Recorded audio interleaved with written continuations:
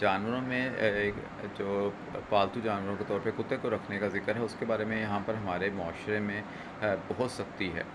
اب اس کو step by step دیکھ لیں کہ قرآن اس کے بارے میں کیا کہتا ہے، پھر حدیث پر آتے ہیں۔ قرآن میں اس کا ذکر جو ہے وہ تو اس طرح کی کسی بات میں نہیں آیا۔ قرآن میں اس کو شکار کے طور پر، حفاظت کے طور پر رکھنے کے لحاظ سے جو ہے اس کی اجازت ملی ہے۔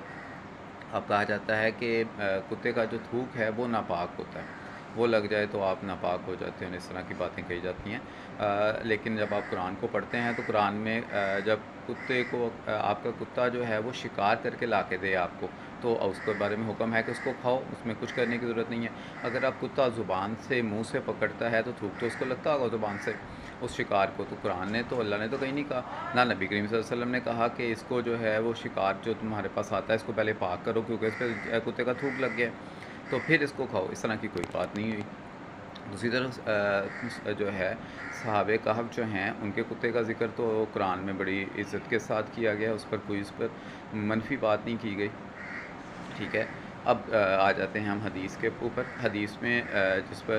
اعتراض کیا جاتا ہے کہ بڑی مشہور حدیث ہے کہ حضرت جبرائیل آئے، انہوں نے کہا نبی کریم صلی اللہ علیہ وسلم کہ آپ کے گھر میں چارپائی کے نیچے کتا ہے، پہلے اسے نکالیں، جب تک وہ ہوگا تو میں گھر میں داخل نہیں ہو سکتا۔ اچھا، اس میں کسی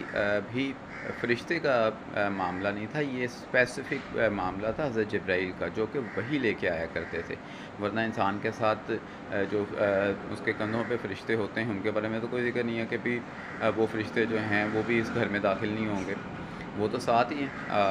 حضرت جبرائیل کا حکم تھا، حضرت جبرائیل وہی لے کے آیا کرتے تھے، اٹس واز اے اسپیسیفک، یہ مخصوص تھا، یہ تمام فرشتوں کے بارے میں ذکر نہیں تھا۔ اور اب یہ دیکھ لیتے ہیں کہ کتا جو ہے وہ نبی کریم صلی اللہ علیہ وسلم کے گھر میں جو رکھنے کی ممانعت تھی اس کا کیا معاملہ تھا۔ نبی کریم صلی اللہ علیہ وسلم کے گھر کو دیکھیں، نبی کریم صلی اللہ علیہ وسلم کا گھر جو ہے ہمیں حدیث ملتی ہے، حضرت عائشہ فرماتی ہیں کہ ہمارے گھر کا جو سائز تھا، والیوم تھا، وہ اتنا تھا کہ تہجد کے وقت نبی کریم صلی اللہ علیہ وسلم جب اٹھ کے نماز پڑھا کرتے تھے تو آپ نے سجدہ کرنا ہوتا تھا تو آپ اپنے ہاتھ سے میرے پاؤں پر ہاتھ لگایا کرتے تھے، میں پاؤں پیچھے کر لیا کرتے تھے، نبی کریم صلی اللہ علیہ وسلم سجدہ کیا کرتے تھے۔ اس کے بعد پھر جب نبی کریم صلی اللہ علیہ وسلم قیام کیا کرتے تھے تو میں اپنی پاؤں جو ہیں وہ دوبارہ سیدھے کر لیا کرتے تھے۔ اس سے پتہ چلتا ہے کہ گھر کا سائز کتنا ہوتا تھا۔ اور ایک اور حدیث ملتی ہے کہ نبی کریم صلی اللہ علیہ وسلم جب یا کوئی بھی شخص حجرہ میں کھڑا ہو کر ہاتھ اوپر کرتا تھا تو چھت پر ہاتھ لگا کرتا تھا۔ تو اس میں مختلف روایتیں ملتی ہیں کہ گھروں کے سائز بہت چھوٹے ہوا کرتے تھے۔ آپ کہہ سکتے ہیں کہ اس گھر کا سائز جو ہے وہ آج کے دور میں آپ کہہ لیں کہ 6x7 تقریباً یہ والا سائز تھا۔ یہی وہ گھر تھا جس کے اندر کھانے کا انتظام بھی، کچن بھی ہوتا تھا اور آپ کے لیے رہنا بھی اسی میں ہوتا تھا۔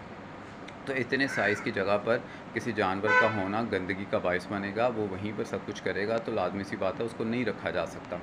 تو اس کا تعلق صفائی کے ساتھ تھا، نہ کہ جانور کے ناپاک ہونے سے،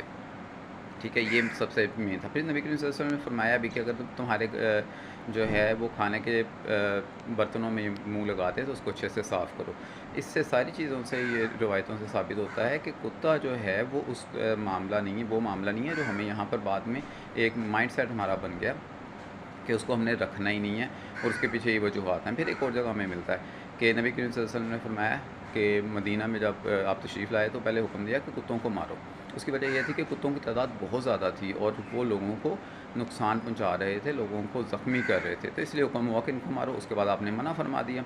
پھر کالے کتے کے بارے میں حکم ہے کہ کالے کتے کے بارے میں آپ نے کہا کہ اس کو مار دو۔ اچھا، کالا کتا جو ہے مدینہ میں جو کتا پایا جاتا تھا، اگر آپ اس کو ہسٹری پڑھیں تو وہ ایک اسپیسیفک بریڈ تھی جو کہ بہت خطرناک تھی اور بہت ایگریسو تھی، اور وہ لوگوں پر فوراً حملہ کر دیا کرتے تھے۔ تو ان کے بارے میں فرمایا کہ یہ شیطان ہے۔ اب یہ وہ ابلیس والا شیطان نہیں تھا، اس کا مطلب تھا کہ یہ نقصان پہنچانے والا،